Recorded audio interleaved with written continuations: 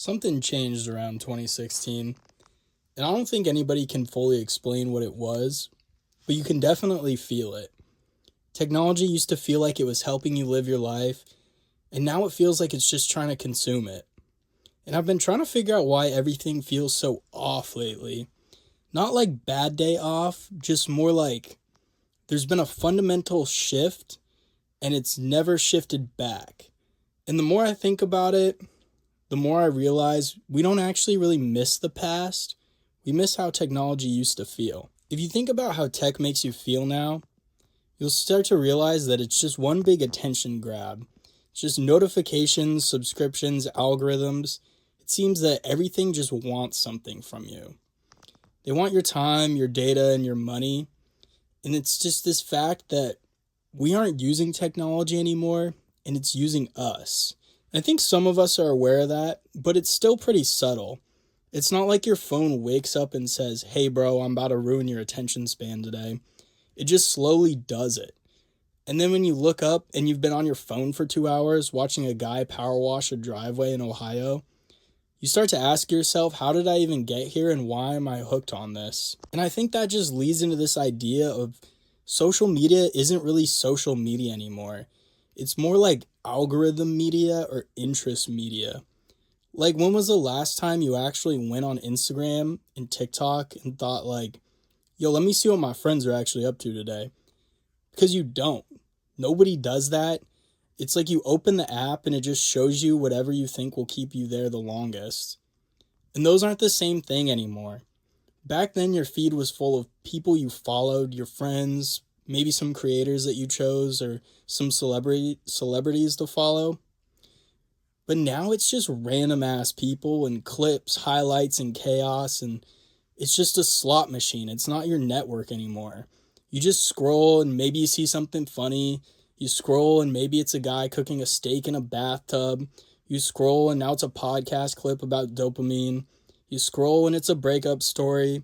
You scroll and now it's fucking Clav meth maxing for the 13th time today. It's not you browsing. It's you pulling a lever and it's showing you stuff you don't even want to see. But I will admit sometimes it does hit. But most of the time you just end up sitting there asking yourself, why am I still here? You used to control what you saw, and now what you see controls you. I think back to 2016, it's almost like technology felt calmer. It wasn't perfect, it was just calmer. Like, you get a new phone and it didn't immediately become a second full-time job. There wasn't just constant notifications from every app that's like, hey, we noticed you haven't opened us yet today, and are you okay? Like, maybe come check out what we've got over here. You just text your friends, maybe scroll a little, you'd watch a YouTube video, and then you just kind of put your phone down and go about your day. And that was normal back then. You didn't feel like you were missing something every second you weren't online. Being bored was still a thing, and boredom wasn't really scary. It was just a part of life still. But I think one of the biggest things that I've seen a lot of people have noticed with this kind of topic is that it's really infected video games. Back then, games used to feel complete. You bought a game and it was just the game. I know that's a crazy concept.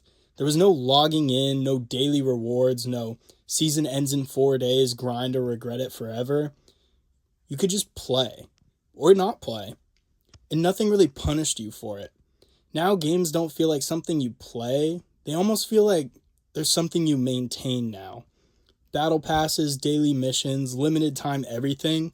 And you miss a week and you fall behind. You miss a month and you miss content forever. It's not play when you want, it's log in or fall behind. You don't buy a game, you subscribe to a treadmill. And somehow we just accepted all that.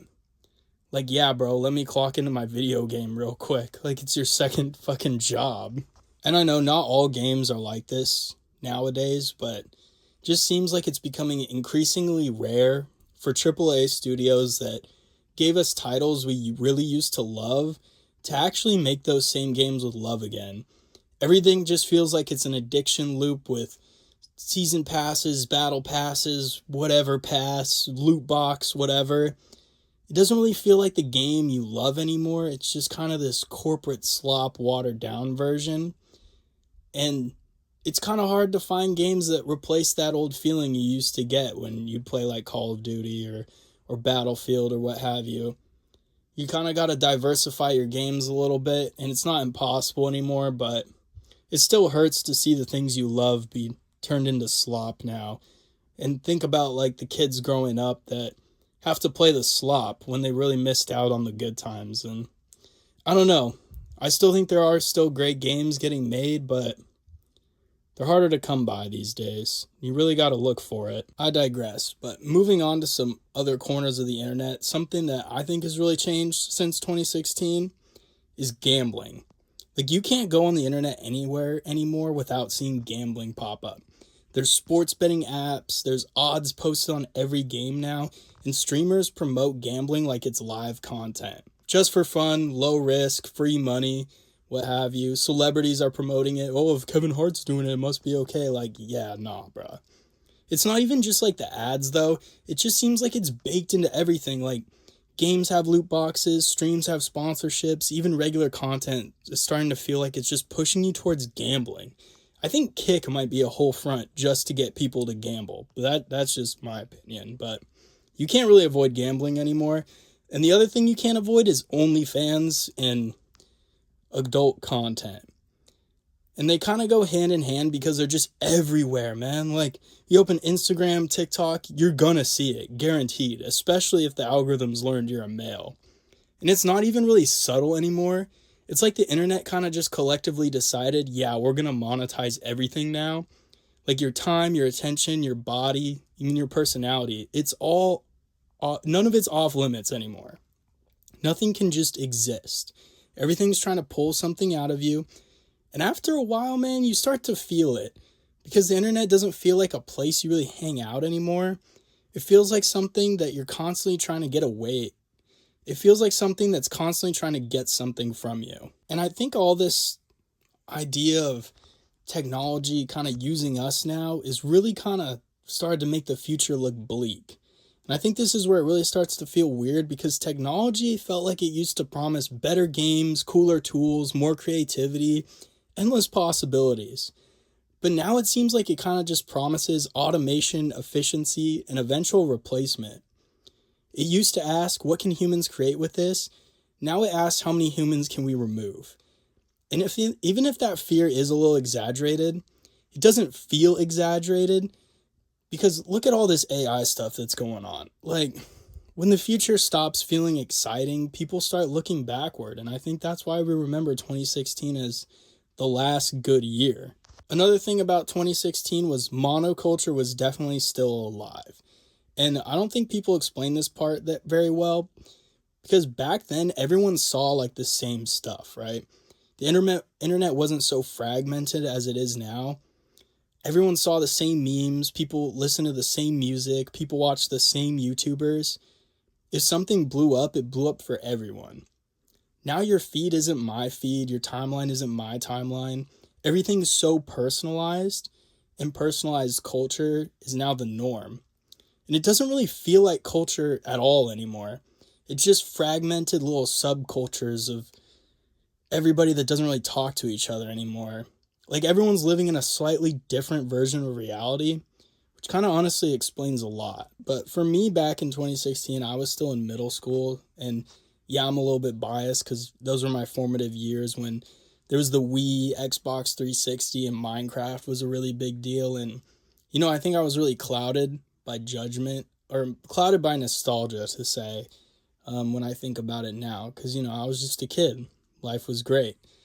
But I go back and I play some of those old games, and they just don't hit the same for me anymore. Like, it looks worse, it feels slower, and I kind of ask myself, like, wait, was it always like this? And the answer is yeah, it was. The game didn't change. I did. Like, back then, games were my whole world, and now they're kind of competing with stress and responsibilities and everything else in my life. And it's hard to objectively say for sure whether 2016 was better than it is now. But we know that certainly I changed, and so did the world. But the internet definitely changed the most. It was unhinged, messy, and chaotic. And so honestly, sometimes it was terrible. But it still felt human. It didn't feel like it was ran by bots. People weren't optimized, content wasn't perfectly paced, videos were long, random, and kind of all over the place. Now everything is just clean, safe, optimized, predictable, just Mr. Beast over everything now, you know? Even good content can feel like it was built in a lab these days.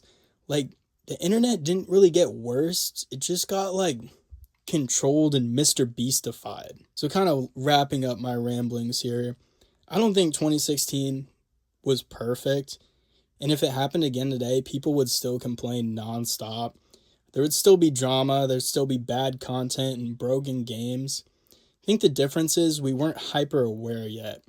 We weren't analyzing everything. We weren't doom scrolling 24/7. Ignorance wasn't stupidity. It was protection. So no, we don't actually miss 2016. We miss owning things. We miss shared experiences. We miss being online without it trying to extract everything from us. And we miss when technology felt like a tool, not a system, not an economy, not a machine, just something that made life better. We don't miss the year. We miss when technology still felt human. But anyway, that's my spiral. And if you were there, you get it. If you weren't, this probably sounds really dramatic, but I'll see you the next time.